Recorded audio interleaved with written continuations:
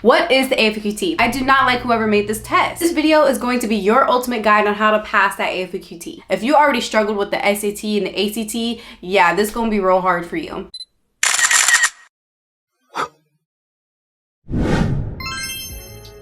Hello, welcome back to my channel. Wow, that sounds so official. I dedicate myself to being your Air Force ROTC big sister, where I show you how to navigate the world of Air Force ROTC and take you through my journey going through the Air Force. So today we will be discussing the Air Force Officer Qualifying Test, otherwise known as the AFOQT. Listen to me because this video is going to be your ultimate guide on how to pass that AFOQT. What are my credentials? Well, I did pass the AFOQT.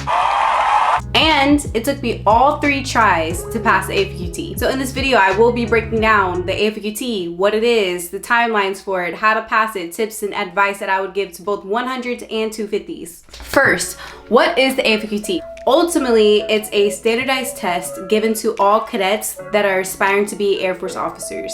For the ROTC program, you will be taking this test at some point no later than December of your 200 year. I like to compare it to the SAT or the ACTs on steroids because it has your English section, your math section, science section, and a pilot and navigation section. So it's a lot. There are some things that you want to take note of before taking this test. So here, one second. Here is where I'm getting all of my information from, so be mindful that throughout the years, the DoD does happen to change some of the standards, the stipulations, so make sure that all of these standards are still in place by the time you're watching this video. So now you know what the test is. What do you need to do on this test? If you're going for a non-rated job, all you need to do is hit those minimum scores for both the quantitative and the verbal sections of the AFOQT. Quantitative is basically the math section and verbal is basically the English section. All cadets, non-rated or rated, need to hit that minimum score of a 15 on the verbal and a 10 on the quantitative. Those are the 2 key numbers. Everything else matters if you want to go rated. If you want to go rated, then you want to hit the highest possible scores that you can on the AFOQT and make sure that on that pilot section you have a great score as well. Since most cadets will be non-rated, that's my main focus here. You need to get that 15 for verbal and 10 for quantitative. Now, for this test, you get exactly 3 tries. So if you don't pass it your first time, you take it a second time. You don't take it the second time, you just take it a third time. Here are some things to keep in mind. New updates say that you need to have at least 90 days in between to take the test again. This is a great update because it used to be 180 days, and then they changed it to 150 days, and now it's 90 days. Why is this beneficial? Because this helps 250s. 250 cadets are cadets who have way less time than other beginning cadets because they joined the 2nd year of ROTC. So in total, they'll be doing 3 years of ROTC rather than 4. But to get an enrollment allocation for field training, they need to have that passing AFOQT score. Let's say they don't pass their first time and they have to wait 180 or 150 days to take it that second time. They're hitting it really close to the time where they close doors for enrollment allocations. So this gives them a lot more time to make that finish line. Another great beneficial change that they have made for the AFOQT is that now we super score. So what does that mean? Let's say you take the AFOQT the first time and for the verbal category, you met that minimum of 15, but for the quantitative, you didn't meet the minimum for 10. So then you take it a second time. At this time, you didn't meet the verbal minimum of 15, but you did meet the quantitative minimum of 10. Guess what?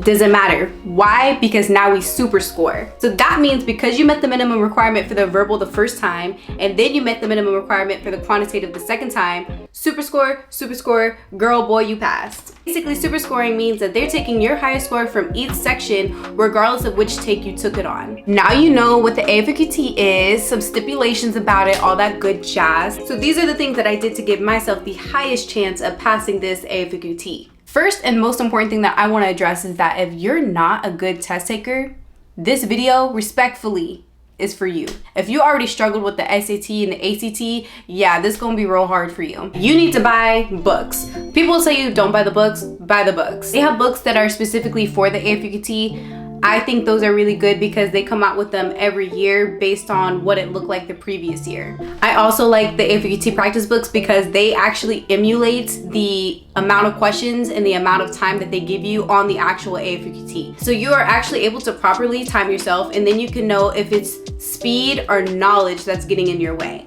For me, it was a little bit of both, but it doesn't mean you can't buy other books. I recommend the standardized testing books because they have problems that are still similar to what you'll find in the AFOQT. Now, here's the important part when you buy the books, okay? Listen. Do not buy the books and write in the book. Here's what you're gonna do. You need to buy whatever kind of books, maybe 1 or 2 AFOQT books, 1 or 2 ACT and SAT books, okay? What you're gonna do is put them in rotation. All right, so let's say, let me get some examples, hold on. All right, I got some examples. This is your first practice book, right? You're gonna go through the sections, and let's say you're gonna go through your math section. Do not work out the problems of the math portion in your practice book. Why? Because if you do this, you're only gonna get one real good use out of the practice book, and you want multiple good uses. Because of that, you're gonna get a friend. Your friend is gonna look at the problems, type out the problems or write out the problems for you so you don't have a preface of them.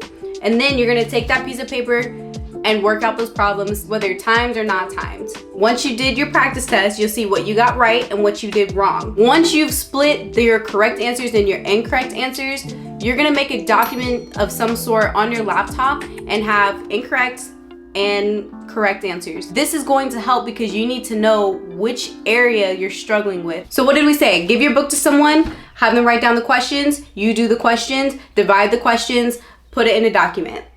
Now, how does that rotation work? Okay, you're gonna get your second practice book and you're going to do the same thing. And you're just gonna keep doing that in rotation. Same thing, same thing, same thing. Why? Because your brain will not remember the questions, because you're not trying to memorize the questions. You're trying to supply yourself with the skills to do the questions. And you can't do that if you're writing in the book, if you're making notes, because then you're not gonna have any notes there. You don't wanna memorize the questions. That's why when you're done with one, move on to the next one, because by the time you get through the whole rotation, you probably haven't memorized the first set of questions that you had. And because of that, you can see if you're actually applying what you learned.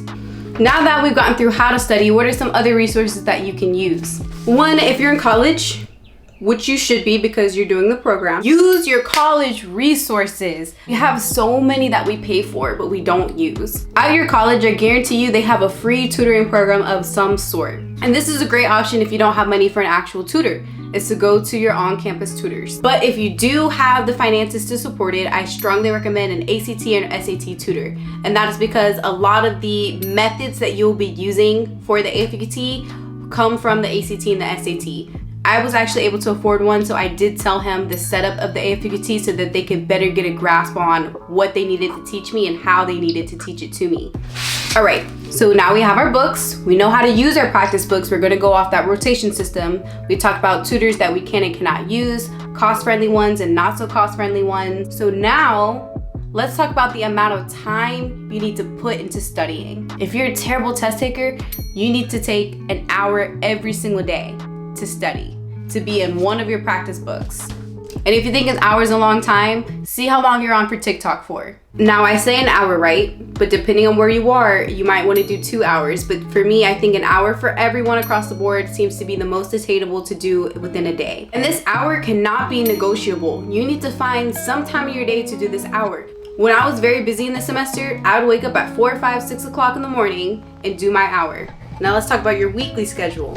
Every single week, pick a day to do a practice run of the AFOQT, at least in the section that you're struggling with. Full run through. You cannot cheat this. You need to do a full run through, and after that run through, you need to go back through those answers and see which were correct and which were incorrect. And I forgot to mention, but all of those incorrect answers, those are the questions that you want to go through almost every single day or at least weekly and get that list to almost 0 of all the incorrect answers that you have. Ooh, something I almost forgot to mention is how do you take the test? If you're an ROTC cadet, your detachment will sponsor the test to you. Your detachment will send out an email saying, hey, these are the testing dates of when we'll be taking the AFOQT. Please sign up for one of them. You'll sign up for one of them and you'll go to that testing center and they'll distribute the test that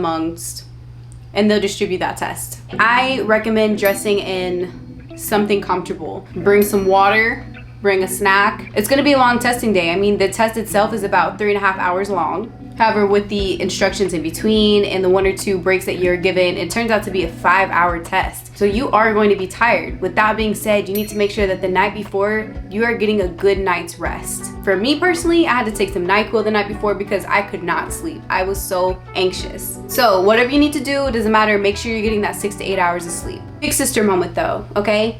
Regardless of what happens, regardless of how many tries it takes, regardless if you did not pass this test, It does not define your self-worth, okay? I'm gonna be honest, we've had a lot of great cadets get washed out by the AFOQT. It's always sad to see every single year. Every single year we have cadets who are anxious about the test, and that's why I'm telling you that you just need to put in the work now.